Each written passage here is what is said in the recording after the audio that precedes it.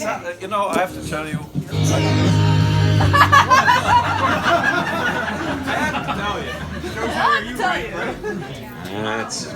I've been doing this for 44, 45 years. Wow.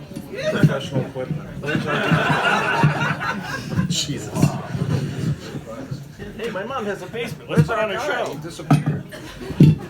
He took all the microphone money. This is nice. So as you can 3 tell, feet tall. As you can tell, we decided to do something that's you and me, you and I, without a lot of stuff and with all that sound going on at the same time.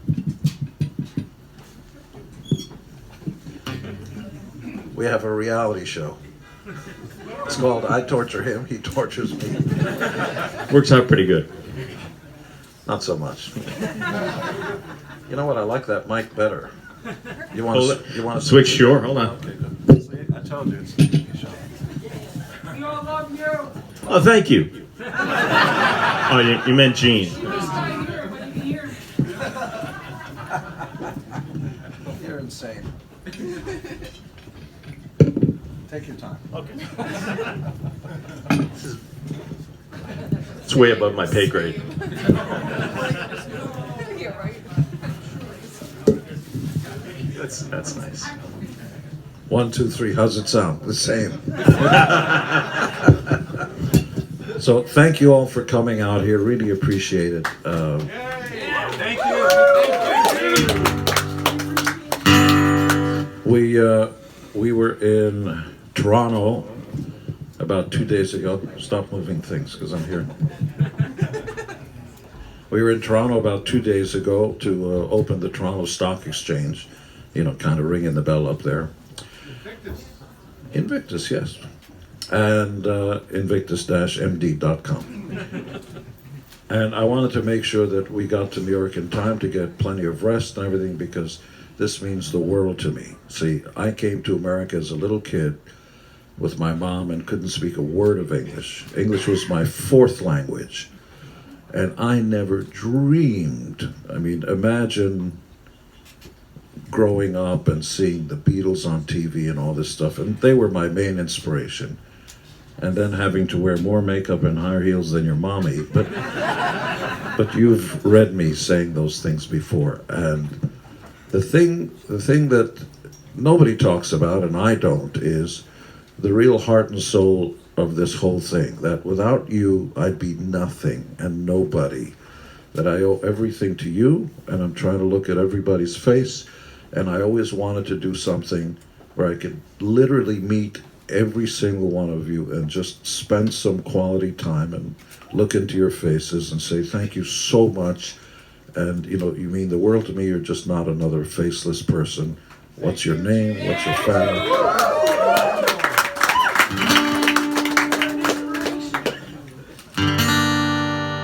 You'll never know how much I...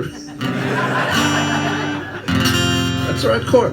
You'll never know how much I really care. Okay.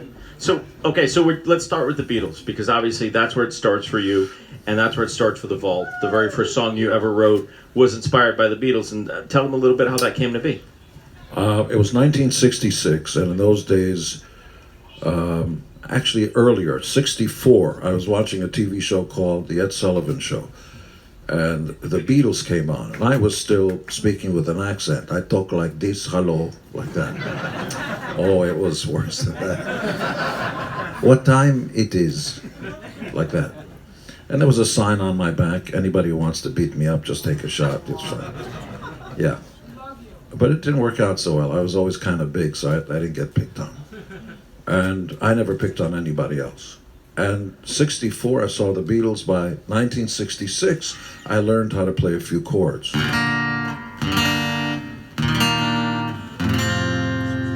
About the most used guitar chords. The other ones that are used a lot are 1, 4, 5. Blues is really like I was born in Brooklyn. I forgot to wipe my ass.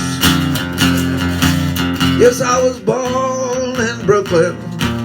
I forgot to wipe my ass. How about you? Whatever you do, don't forget to wipe your ass.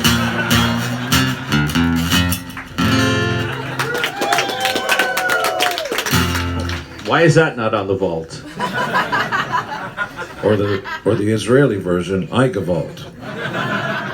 So blues is based around a 1-4-5. Here's 1-4-5, which is basically wow thing. Now you recognize it? You make my heart. But it's also do you love me? Do you love me? Do you love me? Hundreds and hundreds of songs. But when I heard the Beatles, it was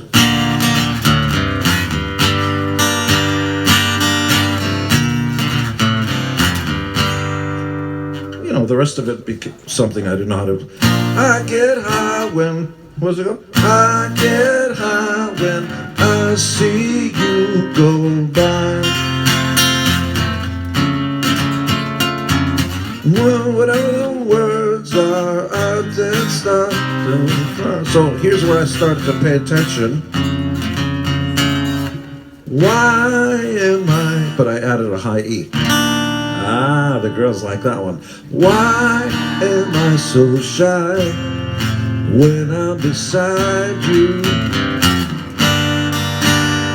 It's only love and that is all.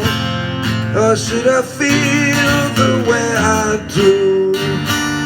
It's only love, it's so early in the morning I'm gonna kill myself.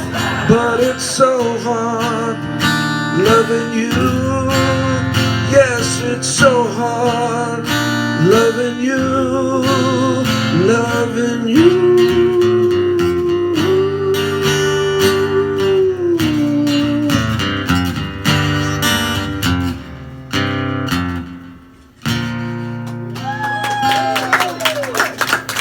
So they're all based around those chords. I learned those chords. And so I noticed another song that came out around by the Kinks, one of my favorite bands. And it went like that. Well, he gets up in the morning and he goes to work at 9. Comes back home at 5:30. There's the same train every time. He's a well-respected man about town, doing the best thing so conservatively. They literally did that. Like that. So I started, my first song was a kind of a, by the way, that cough was a sympathy cough. Oh, gee, do you have a cold? No, I'm okay. So I literally wrote the first song. My Uncle is a Raft. It's a classic.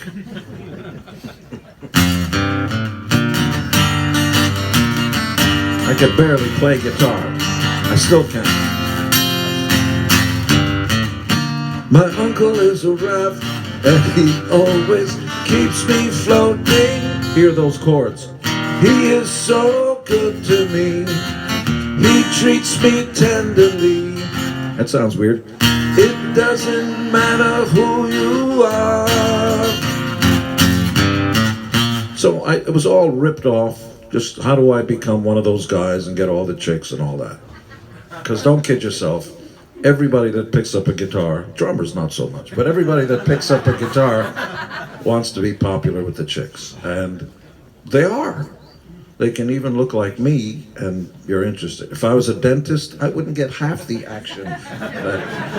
You can say action. Action's good? Action's okay. Because it's the apocalypse now. You can't. Did you know that Prince Charming is being sued by Sleeping Beauty because he kissed her when she was... Yeah. Team G. Yeah. True. She's suing him, yeah. You kissed me, Lou. I woke you up out of a fucking coma. But you didn't ask my permission. Did you know that Katy Perry is in deep trouble? Yes. Do you know what the story is? Tell me. She kissed that dude on America's Idol because he wanted to save his first kiss. He was a cute kid, 15 years old or something, so now she's in deep trouble because she went up to him, "You're so cute," and she kissed him. Well, now I don't know if he's suing her, but she's in deep trouble because he's underage and everything. He's a fucking amoeba. She's not interested. Katy Perry can kiss me all she wants. Okay? And when a guy is just like, I don't want to say what that is. A long time ago, you could say Steady. what that Nope. was, but no. No. Can't say that anymore. No. Not I'm a allowed. child. But, Not allowed. yeah, everybody wrote. So speaking about that,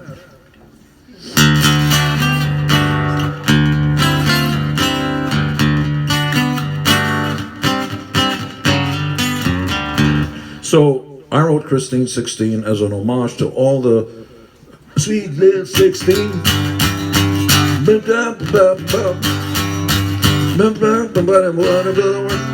There are those chords. Everybody had Sweet 16. She's beautiful, she's 16, and you're mine. Happy birthday. You know, Sweet 16. Everybody wrote 16-year-old songs. Plus now, by the way, in certain states, it's legal. Don't go off on a tangent, Gene. Just tell the story. Yeah, and now a list of the states: Alabama, Mississippi, Oklahoma. So the sick Christine 16, the story. Paul Stanley, most powerful and attractive man I know. Yes. He and I were about to go off on tour. High up there. And any bald spots on top? Is it okay? We were going off on tour, and we were having a discussion about the differences in our songwriting techniques. And he says, you always write those monster songs. I mean, Almost Human, and Mr. Why don't you write a song called God of Thunder? I'm the God of Thunder. Oh, that's a good idea. Yeah, I like that. I'm the God and the virgin, and I'll take you, and I'll eat you up and spit you out. So he saw that I was going to write one. So he went off and wrote God of Thunder before me.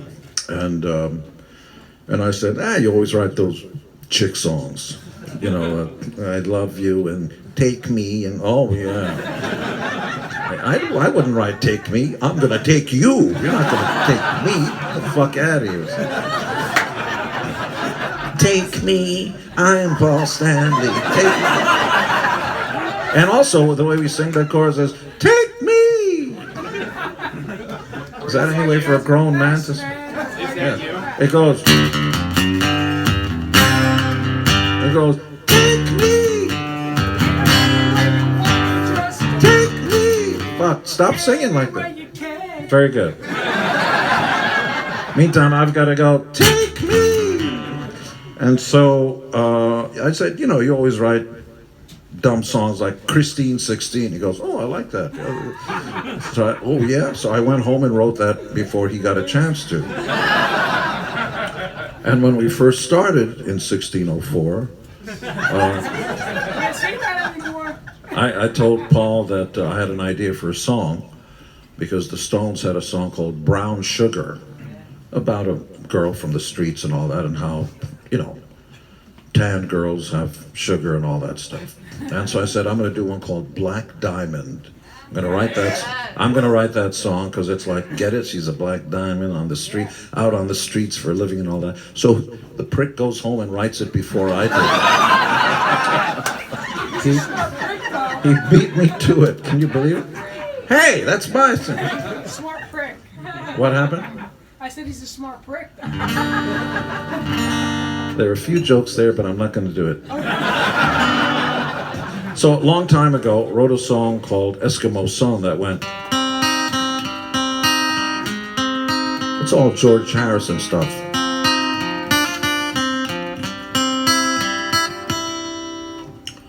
Classic lyrics. Eskimo sun, you shine at me.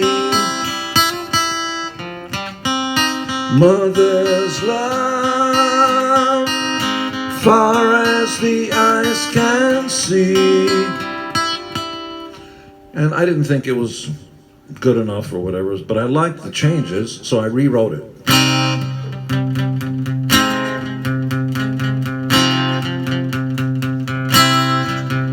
Which became Only You Can Whatever Blow Me. I need your love. You know what I mean, right? More than I can say. Not so Did you much. just point at a guy? No, there's a. Oh, okay. All right. She's chewing Oh, gum. no, good. She's chewing gum.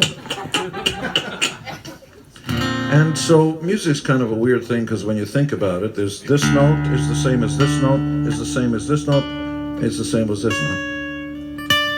And there are only 8 notes, kinda. There's sharps and stuff, and it's astonishing what you can do with them. Next question, please. So, obviously, with your songwriting process, you said you stole, you borrow, you steal and borrow from yourself all the time. Yeah. And the vault is really great because you see the evolution of songs. There are certain songs you hear, and then 10, 15 years later, it becomes another song. I'm curious about the story of Bad Bad Lovin', which was an earlier song, and that became something that became a giant hit for you and Kiss. Tell that story. I came up with some chords I liked. You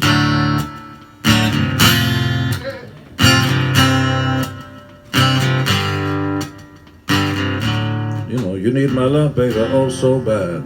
You're not the only one I've ever had. What do you mean there are others? Yeah. Well, she turned to her boyfriend. Yeah, that's right. If I say I want to set you free, and all that stuff. And the chorus went, you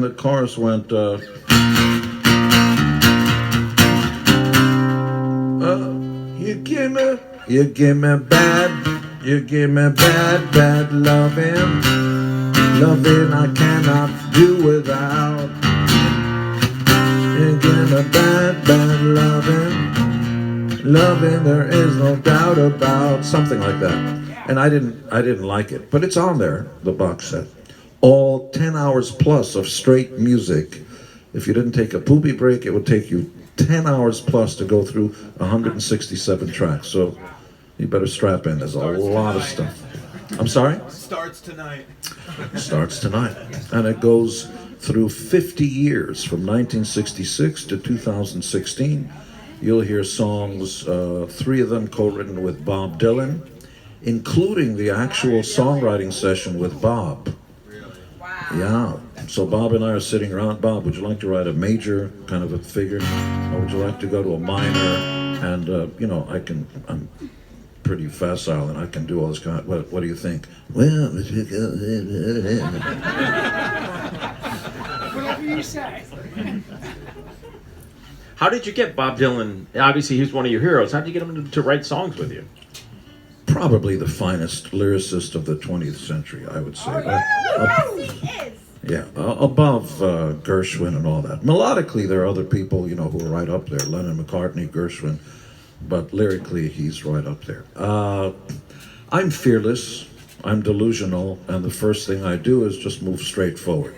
There's a beautiful girl. She might say yes. She might say no. I don't care. I'm just going to go right up to her and just say how I feel. Because the worst that can happen is no. Next. So it's the same with life. You know, don't worry about being rejected. Everybody gets rejected. I do all the time. So I picked up the phone and called his manager, Kramer. Hi, it's Gene Simmons. Oh, hello, Gene. Yeah.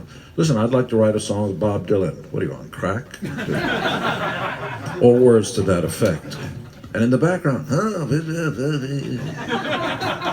and you want to write a song? Sure, yeah, come on. And 2 days later, Bob pulls up in an unmarked white truck, you know, van rather, and we just got along like we've been friends forever. And what a wonderful, media? Or more people with baseball hats? Baseball hats, yeah. Okay. But at least they face frontwards. There's some guys that face them backwards. They don't know the sun is going to hit their face. And so the astonishing thing about Bob Dylan, and it's a life lesson for me, is no matter how high you are up on the pantheon and so on, just get rid of the ego, check it at the door, and treat everybody the way you want to be treated. So I really try to listen to that. When you meet somebody on the street, I know the glasses and all that, but that's all affectation. At the end of the day, somebody wants to know you. Sincerely say hello, hi, how are you, and just try to connect. And I learned that from Bob.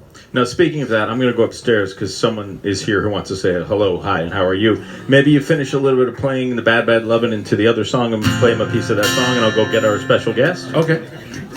So I was watching Three Stooges, and they were running around in the hospital, and the guy said, "Calling Dr. Howard, Dr. Fine, Dr. Howard, calling Dr. Howard." You know, the Three Stooges are cousins. They had Howard and Fine.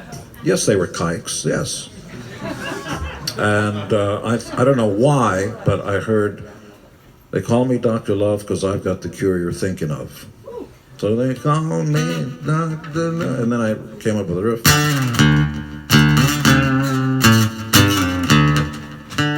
And once I had that, then the song, you know, kind of wrote itself. But I can't wait to hear who's going to be the guest. It's not you. Is it you? I thought it was me. Not a cat man. Luther, right? You tried to kill Superman? I'm Joseph Kiss Sr. You what? Joseph Kiss Sr. that created the vision of Kiss.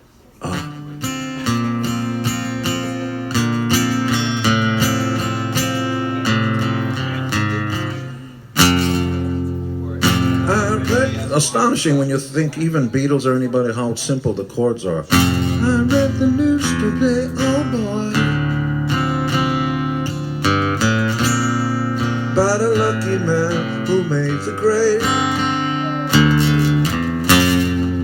So the news was rather sad. Sing. I just had to hear the fancy part. Having read the book, I love to.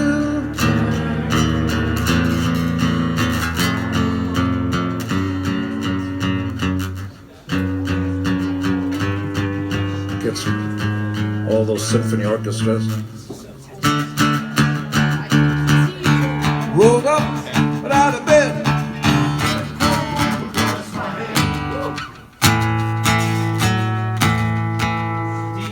What? You want to do the intro or should I? Ladies and gentlemen, the powerful and the attractive, the original, one and only, Peter Criss!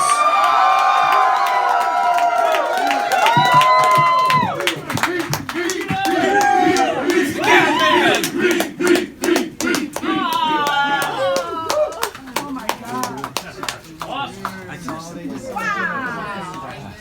Your invitation out to me. You're the one down really touched me. He just told me to fuck off. I dressed up as you for my first Kiss concert. Okay, so what I want to do is just to get out of the way and let Pete answer a few questions if he wants to, because... No. What we're going to do is we're just going to go off to the room and you're going to give Pete a vault. So maybe get a quick photo together, you guys. Turn to the crowd. Okay, take a quick photo and then I'm going to do whatever Peter says. I've got a sandwich waiting. I got everything. Just say hello. Just say hi. Yeah, hi. It's good to be here. It's good to see you. Good to be here. I'm feeling great. I had to come and say hi to my bass player for my old band, Kiss. No, really. Gene sent me a wonderful invitation. I couldn't resist. And we haven't seen each other since the Hall of Fame. So, out of all of the band members, we always had a Twinkie thing going, and way back in the day. He means cake. So I had to come in and say hi to him. I do have a big place in my heart for Gene. I always will, out of all the members. So it's good you came down for him. He loves to be loved, so give him all the love you want. He'll take it all. And God bless you all. And thank you so much for coming.